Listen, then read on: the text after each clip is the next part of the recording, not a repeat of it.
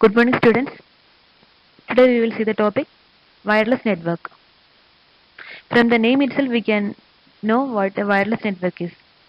The computer networks that does not use wires or cables for communication are called wireless networks. There are three types of wireless networks: the system interconnection network, wireless LANs, and wireless WANs. First is system interconnection networks. The system interconnection networks are used for interconnecting the components of a computer. That is, it is used for connecting the components of a computer like keyboard, mouse, etc. to the main system. It is done using a short-range radio wave, short-range radio signal. We know that when we buy a computer, it has many components like keyboard, mouse, printer, scanner, etc., which are need to be plugged into the main system through cables. So for a normal buyer, it is difficult for doing this um, interconnection or the plugging in by himself. So normally the computer suppliers, they will send some technicians also to install these devices to the main computer. So using a system interconnection network, it is easier for us to interconnect the different parts of the computer to the main system. It eliminates the difficulty of plugging in the cables. The example of system interconnection is Bluetooth. We are familiar with the Bluetooth.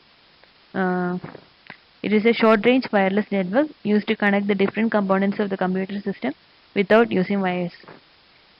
We frequently use Bluetooth to connect our mobile phones with the computers for data transfer. So we are very familiar with it. The Bluetooth allows the digital cameras, headset, scanners, and other devices to connect to the main computer by bringing them within the range. We need to bring the devices, the digital devices, in the range of the Bluetooth to maintain the connection. No cables, driver installations are required. We know that for if we are connecting a wired mouse, we need to install some driver software before operating the mouse.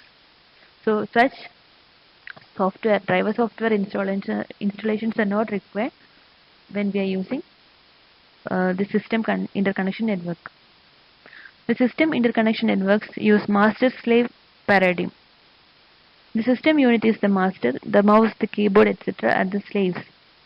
The master tells the slaves what address to use, when they can broadcast, how long they can transmit, what frequency they can use, and so on. Wireless LANs. We already know LANs are used in small areas. So wireless LANs are used in small office buildings, homes, and other places where the installation of Ethernet is difficult. We know Ethernet is LAN cable. In wireless LAN, every computer has a radio modem and an antenna for communication with other systems.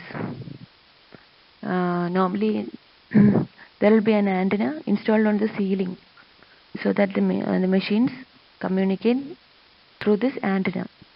From the picture you can see there is a antenna, that is base station, and the different computers communicate through this antenna. If the systems are close enough, they can communicate directly with one another. So 802.11 IEEE 802.11 is the standard for wireless LANs. Wireless WANs. WANs are wide area networks which covers larger geographical area. Wireless WANs are used in wide area systems. The example of wireless WAN is the radio network used for cell phones. It is an example for low bandwidth wireless networks, wireless WANs.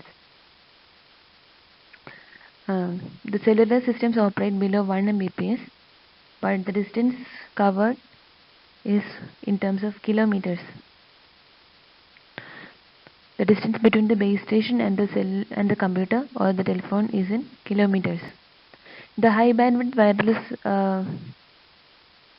WANs are used for high speed internet. for homes and business by bypassing the telephone systems.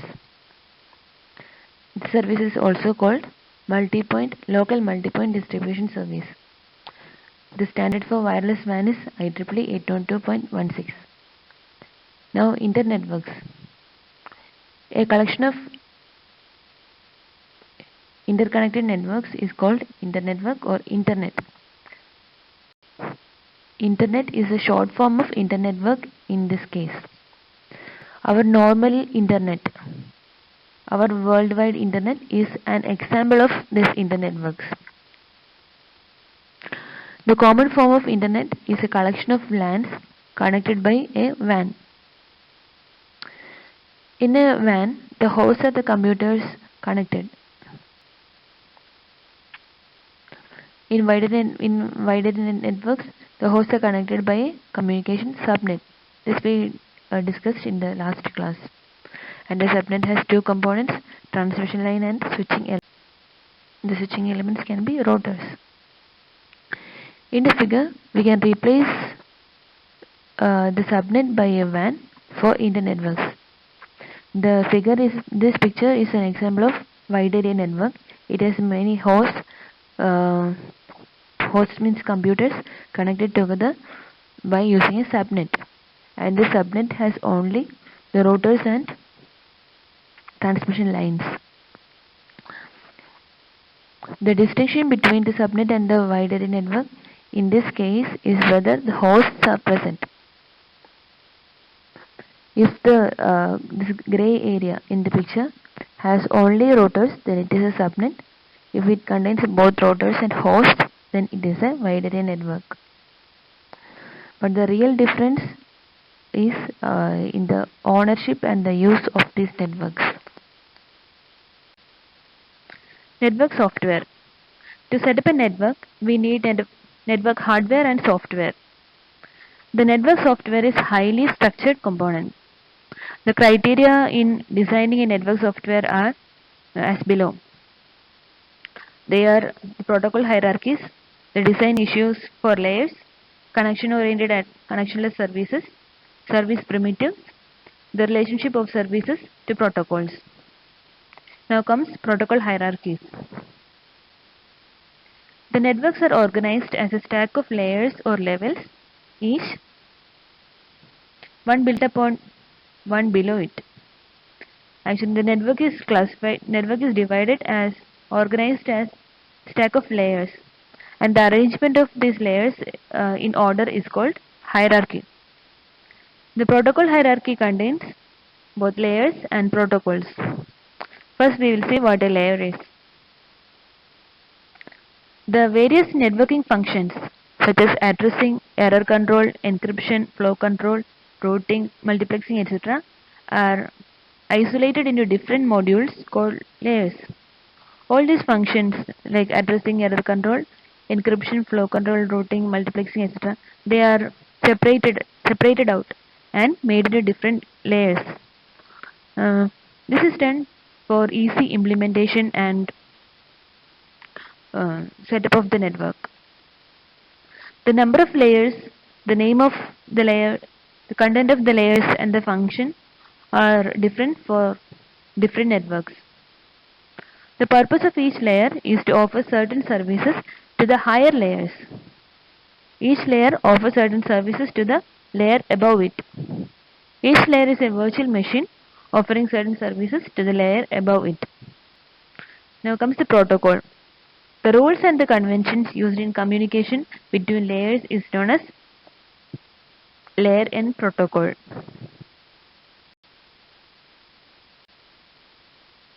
The protocol is an agreement between the communicating parties on how to proceed the communication. The layer N on one machine communicates with the layer N on another machine using the protocol. The layers on the same level in different machines are communicating with the protocol. The list of protocols used by a certain system, one protocol per layer, is called protocol stack.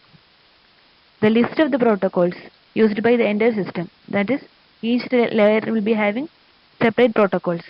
The list of all these protocols together is called protocol stack. A 5-layer network is shown in the figure. There is host 1 and host 2, and there is 5 layers for each host. The entities comprising the corresponding layers on different machines is called peers. The same layers on different machines are called peers. That is layer 1 and layer 1 of host 1 and layer 1 of host 2. They are peer entities. Layer 2 of host 1 and layer 2 of host 2. They are peer entities. Layer 4 and layer 4 of host 2 are peer entities. That is the same layers on different machines are called peer entities. The peers may be processes, hardware devices, etc. The peers communicate using the protocol.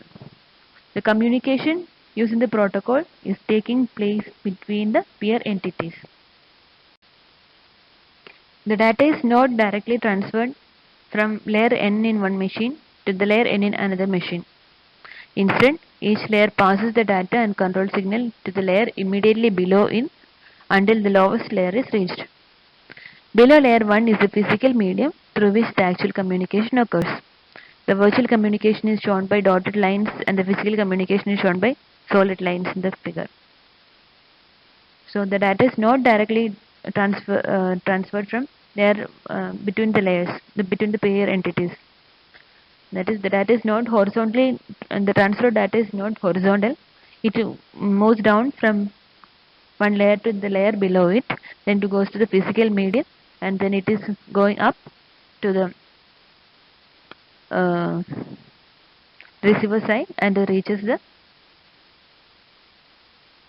peer entity, peer layer. The virtual communication is shown by dotted lines and the physical communication is shown by solid lines. You can see that in the figure. Interfaces. Between two adjacent layers is the interface. You can see between layer 1 and layer 2 there is layer 1 2 interface. Between layer 2 and layer 3 there is layer 2 by 3 interface. So between two layers on the same machine there is an interface. The interface defines the primitive operations and services the lower layers make available to the upper layer. The interface defines the operations and the services the lower layers provide to the layer above it. Defining the interfaces between layers is a major consideration in deciding the number of layers in a network architecture. So the set of layers and protocols in a network is called network architecture. The specification of the network architecture should contain the information to write the program or build hardware for each layer so that it will correctly obey the appropriate protocol. The specification of the network architecture should describe all the details that are enough to write the program or build the hardware for each layer so that it can follow the protocol of the network. The specification of the interfaces is not the part of the network architecture because these are hidden away in the machines and are not available. They are not visible from the outside. Now we can see an example for the communication taking place between two layers. The figure shows the example. There are two machines, a source machine and a destination machine. A message M is produced by the application process running in layer 5 in the source machine. It is given to layer 4 for transmission to the destination machine. So the message M produced by the layer 5 need to be transmitted to the layer 5 of the destination machine. For that, the message is transferred to layer 4. The layer 4 puts an header in front of the message to identify the message and passes it to the layer 3. So layer 4 adds a header as an identification and passes the message to layer 3. The header contains the information, the control information, that is the sequence numbers. This helps layer 4 of the destination machine to deliver the message in the right order. This means the layers below layer 4, they might split the message into different small sizes. So there are chances that the layers below layer 4 can split the message before transmitting. So the message transmitted should be received at the destination in the right order. So for this purpose, the layer 4 adds a header which includes the sequence numbers. This helps the layer 4 of the destination machine to deliver the message in the right order. Some headers contain size, time and other control fields. It depends on the network. There is no size limit for the messages transmitted in layer 4 protocol. There is no size restriction for layer 4, so it passes the entire message M to layer 3. There is a size limit imposed in layer 3 protocol. So layer 3 breaks up the message into smaller packets, smaller units called packets, and adds a layer 3 header to each packet. The message M is split up into parts M1 and M2. There is a size limit for data transmission in layer 3. So the layer 3 splits the message into two parts, M1 and M2. M1 and M2 are the packets. And the layer 3 adds a header to each packet. The header added by the layer 3 is H3. The layer 3 decides which of the outgoing lines to use and passes the packet to layer 2. The layer 2 adds the header and a trailer and passes the resulting unit to layer 1 for physical transmission. The layer 2 adds a header and a trailer. The trailer might contain the information that the message is ending, and the entire unit is passed to layer 1 for physical transmission. At the receiving machine, the message moves upward from layer to layer. At the receiving machine, the message moves received at the layer 1 and it moves upward to layer 5. Each layer at the receiving machine takes up the header or trailer added by its peer layer in the source machine. In each layer of the destination machine, when it receives the message, it takes up the header or the trailer added by its peer machine. That is, the layer 1 when receive the message, it passes the entire message to layer 2. The layer 2 takes up the headers H2 and the trailer added by the layer 2 of the source machine and passes the balance message to the layer 3. The layer 3 of the destination machine takes up the header 3 added by the layer 3 of the source machine and passes the balance unit to layer 4.